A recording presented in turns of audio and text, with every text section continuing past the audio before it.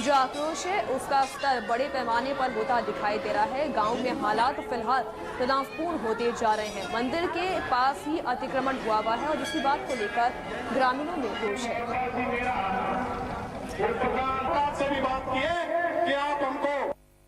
आगे शाम तक का तो हमारा मीटिंग का है। शाम तक हम प्रशासन की देख लेते हैं, या तो शाम तक इस अतिक्रमण को हटा दे, बिल्कुल गेट के बाहर प्रशासन कर दे, नहीं तो हम स्वयं जा करके जनता के साथ जा करके इस अतिक्रमण को हटा। ये काई साहब हमारे नर जगह का मतलब सकड़ाई का समस्या आ रही थी, ये लिए मतलब प्रशासन के और हमारे प्रशासन ने बोला भाई ये जगह निकलनी चाहिए, तो ये लिए मतलब हमने प्रशासन ने हमारी एक तरफ थोड़ी लगा दी और हमने खुद राजी खुशी से। हमारा प्रशासन का ये प्रयास है कि कहीं भी यदि किसी बात को लेकर के ज़्यादा विवाद बढ़ता है और ज़्यादा विवाद बढ़ करके बहुत सारे लोग, बहुत सारे परिवार यदि उस विवाद की चपेट में आते हैं तो न तो प्रशासन के हित में न उन लोगों के हित में, चाहे कोई से भी कास्ट की।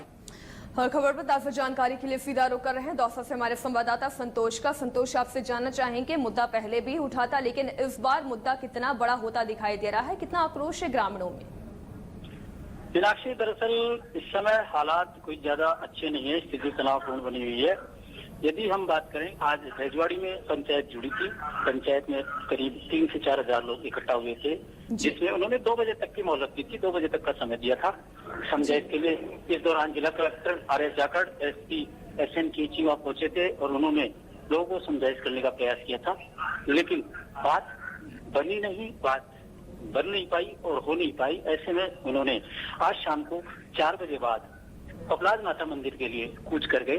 3 से 4 हजार की संख्या में उन्होंने, पुलिस ने लाडली की पहाड़ियों के समीप वहां उन्हें रोककर एक बार भी समझाइश करने की प्रयास जारी है। मीनाक्षी, बिल्कुल संतोष, आपसे जानना चाहेंगे, समझाइश करने के प्रयास जारी हैं, बड़ी तादाद में इस वक्त ग्रामीणों ने कूच भी कर दिया है, तो किस स्तर पर समझाइश की जा रही है? कौन कौन इस दस्ते में शामिल है जो समझाने की कोशिश कर रहा है ग्रामीणों को?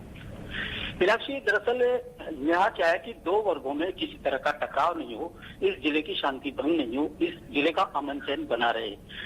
जिला प्रशासन इस पूरी कोशिश में लग रहा है कि किसी तरह यह मामला बातचीत के जरिए सुलझ जाए, किसी तरह समझाइश के जरिए सुलझ जाए। प्रशासन हर कीमत पर यह टकराव टालना चाहता है और वह एहतियात के तौर पर यहाँ पुलिस इंतजाम कर रखे हैं, लेकिन प्रशासन चाहता है कि यह मामला बातचीत के जरिए सुलझे, किसी तरह का टकराव न हो। मीनाक्षी, बिल्कुल बिल्कुल संतोष, इस तमाम जानकारी के लिए आपका शुक्रिया। अतिक्रमण का मुद्दा गर्मा गया है। तकरीबन 3 से 4 हजार की तादाद में ग्रामीणों ने पिपलाज माता मंदिर की ओर कूच कर दिया है।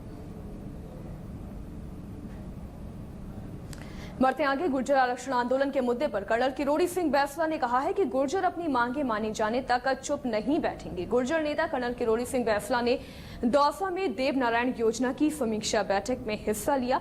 बैठक में देवनारायण योजना बोर्ड के सचिव DP गुप्ता, दौसा जिला कलेक्टर RF जाखड़ के अलावा संबंधित विभागों के आला अधिकारी भी मौके पर मौजूद रहे।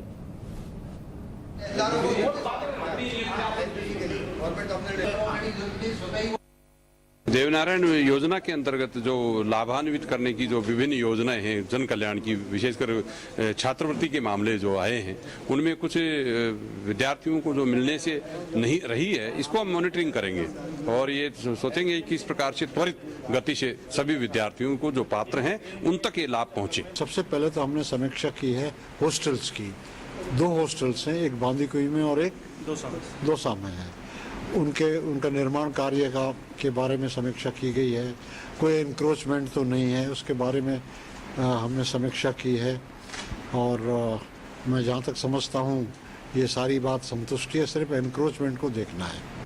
बढ़ते आगे, गंभीर पेयजल संकट का सामना कर रहे दौसा को चंबल का पानी दिलाने की मांग जोर पकड़ रही है। दौसा सांसद डॉक्टर किरोड़ी लाल मीणा ने इसे लेकर लंबे समय से एक आंदोलन छेड़ा हुआ है। इस सिलसिले में किरोड़ी समर्थकों ने PWD मंत्री मुरारी लाल मीणा और संसदीय सचिव ममता भूपेश के घर का घेराव किया।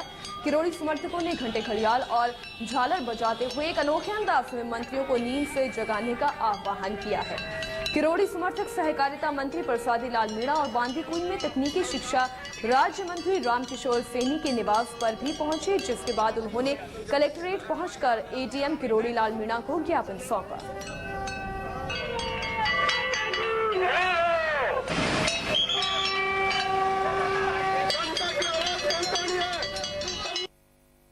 घंटी बजा करके एक हमने ऐलान किया है, कांग्रेस को शंखनाद कर दिया है डॉक्टर किरोड़ी लाल ने। पहले तो एक तो थर्ड फ्रंट का, दूसरी बात जो सातों कौम है जो डॉक्टर साहब के साथ है, और चंबल का पानी हम दौसा में लाके ही रहेंगे। अगर ये सत्ता में बैठे पानी की मांग डॉक्टर किरोड़ी लाल का सहयोग करते हैं तो जनता इनका सहयोग भी कर सकती है। इनको ये नहीं भूलना चाहिए कि जनता के सहयोग से इनको सत्ता सुख मिला है, तो इनको जनता के हितों की सबसे पहले रक्षा करनी चाहिए। जयपुर के मालवीय नगर में डीसीपी सत्यवीर सिंह की सरकारी गाड़ी से कुचले गए युवक ने 7 दिन तक मौत से संघर्ष करते हुए दम तोड़ दिया है। मृतक एक इंजीनियरिंग कॉलेज का छात्र था जिसका एसएमएस अस्पताल में इलाज चल रहा था। मृतक के दोस्त ने 22 जून को अपनी रिपोर्ट में डीसीपी की कार के नंबर बता दिए थे, लेकिन पुलिस ने 7 दिन तक इस मामले को दबाए रखा।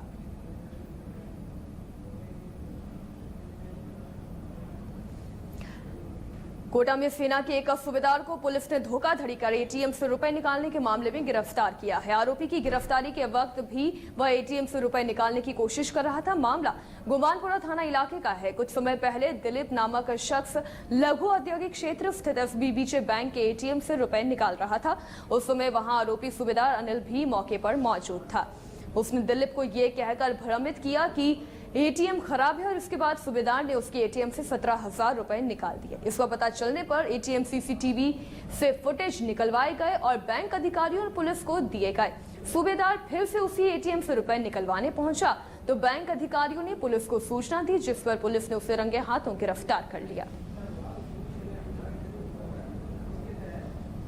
उसका परिवार पे जांच चल रही थी। कल जो डीवीडी में हमने जो उसका फोटो देखे थे उस हिसाब से कल वो वापस दोबारा एटीएम पे आया तो फरियादी भी कुछ काम से वहाँ गया हुआ था, उसने उसको पहचान लिया। यहाँ लाए हम और उससे फुटेज से मिलाया तो वही शख्स था। उसको पकड़ में गिरफ्तार किया है और आज कोर्ट में पेश करेंगे।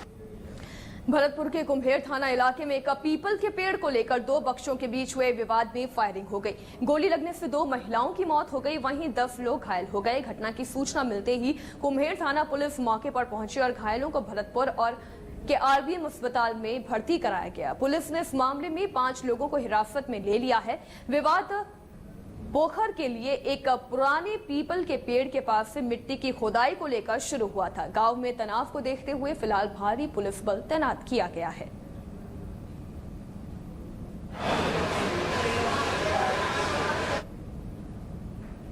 प्रदेश की खेल प्रतिभाओं के लिए खुशखबरी है। अब किसी भी अंतर्राष्ट्रीय खेल प्रतियोगिता में प्रथम आने पर खिलाड़ी को राज्य सरकार 5 लाख रुपए की पुरस्कार राशि देगी। वहीं दूसरा स्थान हासिल करने वाले खिलाड़ी को 3 लाख और तीसरे स्थान पर आने वाले खिलाड़ी को 2 लाख रुपए दिए जाएंगे। मुख्यमंत्री अशोक गहलोत ने ये घोषणा जोधपुर में इंडोर स्टेडियम के शिलान्यास के मौके पर की। पूरी सोच करके करीब इसमें 400 से 500 लोग बैठ सकेंगे। बहुत ही आधुनिक तरीके से इसका निर्माण करने का निश्चय किया गया और मैं उम्मीद करता हूं कि सरकार की मंशा भी ये है कि खेलों को प्रोत्साहन किस रूप में मिले। क्योंकि कहा कि उदयपुर के अंदर भी 5 करोड़ की लागत से जनजाति खेल एकेडमी की स्थापना करने का निर्णय हुआ वहाँ पर।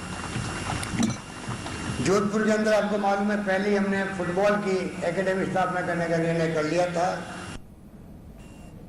मुख्यमंत्री अशोक गहलोत अपने गृहनगर जोधपुर में हैं। वो 2 दिवसीय प्रवास पर जोधपुर आए हैं। मुख्यमंत्री ने आज जोधपुर में मुख्यमंत्री विकास कार्यों का उद्घाटन किया। इससे पहले गहलोत ने सर्किट हाउस में जन समस्याएं सुनी। इसके बाद उन्होंने गौशाला मैदान में एनआईएफटी छात्रावास के विस्तार कार्य का शुभारंभ किया। गहलोत ने अपने विधानसभा क्षेत्र के माता का थान इलाके में पेयजल योजना सुदृढ़ीकरण कार्य और चैनपुरा में इंडोर स्टेडियम का शिलान्यास किया।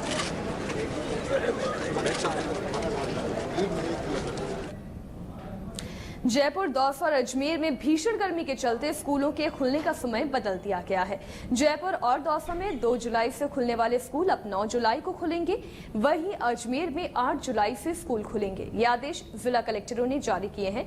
जयपुर कलेक्टर नवीन महाजन ने आदेश जारी करते हुए कहा कि जयपुर में सभी प्राइवेट और सरकारी स्कूल 9 तारीख से खुलेंगे।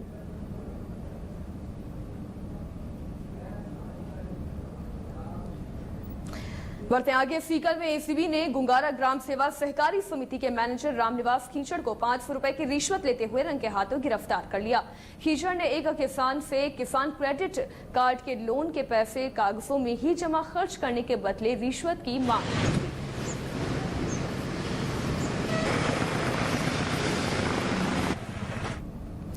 कोटा में पुलिस ने कुख्यात अपराधी राजेश कमांडो को अवकाशकालीन मजिस्ट्रेट के सामने पेश किया, जहां से उसे 3 जुलाई तक की पुलिस रिमांड पर भेज दिया गया। राजेश कमांडो एनएसजी कमांडो की ट्रेनिंग ले चुका है। उस पर हत्या के 4 मामलों समेत 22 मामले दर्ज हैं। राजेश कमांडो गैंगस्टर भानु प्रताप सिंह का दायां हाथ हुआ करता था, जो भानु के मर्डर के बाद राजस्थान से बिहार जाकर रहने लगा। अभी कुछ ही दिन पहले बिहार के बांका से कोटा पुलिस ने इसे पकड़ा था।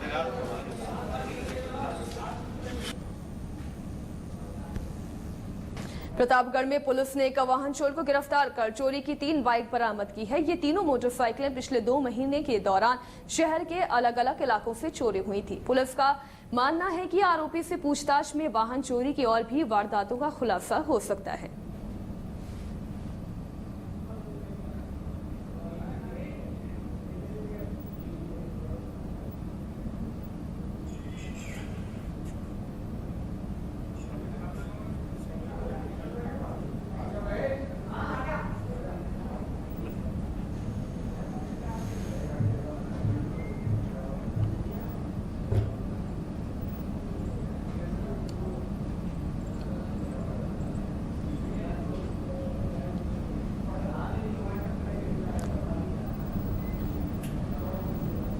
इसी के साथ फिलहाल बुलेटिन में इतना ही। आगे भी इंडिया न्यूज राजस्थान पर खबरों का सिलसिला जारी है। फिलहाल नमस्कार।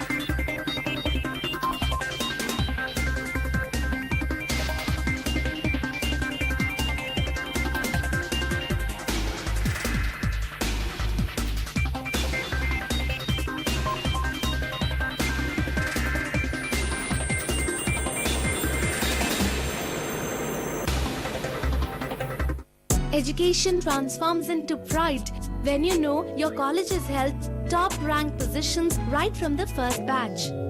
Education transforms into fun when you know you have sports facilities, gym and cafeteria along with classes, where practical exposure is given priority. Education transforms into success when you know top ranking companies seek your college for placements. Just want to be a professional or a multifaceted professional? You decide. Electronic media और print media में शानदार career बनाने का मौका दे रही है India news media academy. मेधावी छात्रों को हमारे आज समाज अखबार के 22 एडिशंस और इंडिया न्यूज के 6 न्यूज चैनलों में जॉब की गारंटी। सभी छात्रों को 100% इंटर्नशिप, प्रोफेशनल माहौल में hands on experience, practical training और संपूर्ण ज्ञान के साथ आप कर सकते हैं उज्जवल भविष्य की कामना। INMA में आप इन 7 कोर्सेज में एडमिशन ले सकते हैं।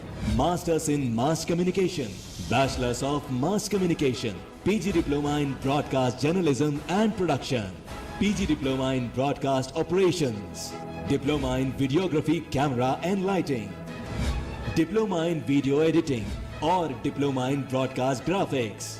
इन सभी कोर्सेज में 100% इंटर्नशिप और प्लेसमेंट की गारंटी भी। Admission has already started, limited seats apply now. ज्यादा जानकारी के लिए संपर्क करें 999014 1014, 9990777477 पर, या फिर आप लॉग ऑन करें www.indianewsacademy.com पर। आप हमें info@indianewsacademy.com पर ईमेल भी कर सकते हैं। बोल्ट या सचिन, बिंद्रा या फिर धोनी, जुलाई में जलवा किसका?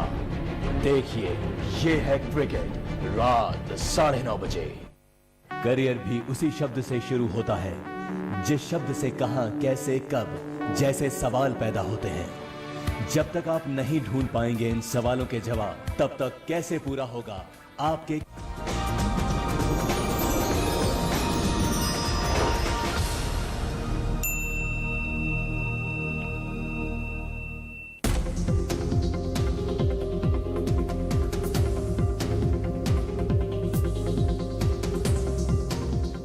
खेती में कीटनाशकों का इस्तेमाल बीमारियों को न्योता दे रहा है।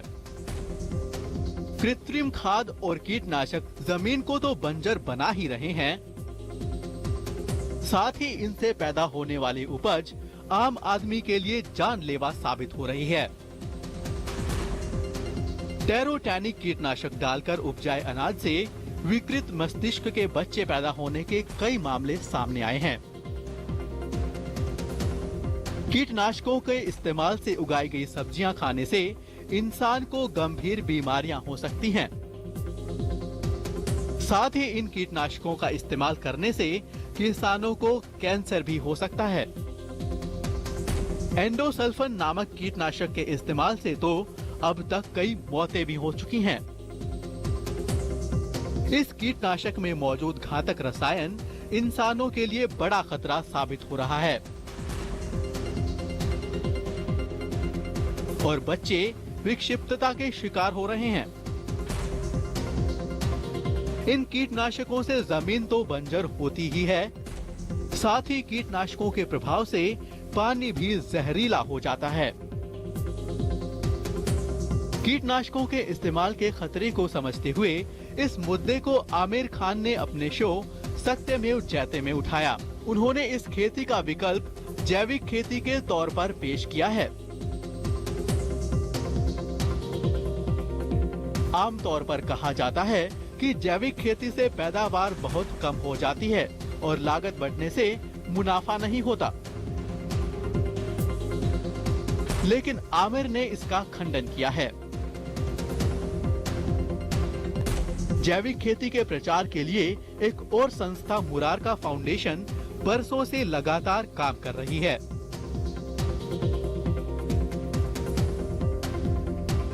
ये संस्था रेगिस्तान को गुलिस्तान बनाने का काम तो कर ही रही है, साथ ही किसानों को कीटनाशकों से होने वाले खतरे के बारे में आगाह भी कर रही है।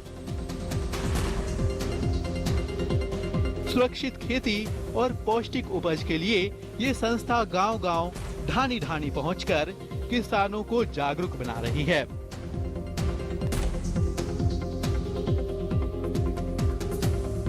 ये संस्था किसानों को जैविक खाद, जैविक कीटनाशक और जैविक उपज के लिए प्रोत्साहित करती है। आज साची बोलो हुकुम में हम आपकी मुलाकात कराएंगे जैविक खेती की मुहिम में जुटी इस संस्था के मुख्य कार्यकारी अधिकारी मुकेश गुप्ता से। मां गणेश, सांची बोले हुकुम के आज इस खास कार्यक्रम में हमारे साथ में हैं मुरारका फाउंडेशन के मुकेश गुप्ता जी, कार्यकारी निदेशक हैं इस मुरारका फाउंडेशन में। बातचीत करेंगे इनसे। स्वागत है आपका मुकेश गुप्ता जी।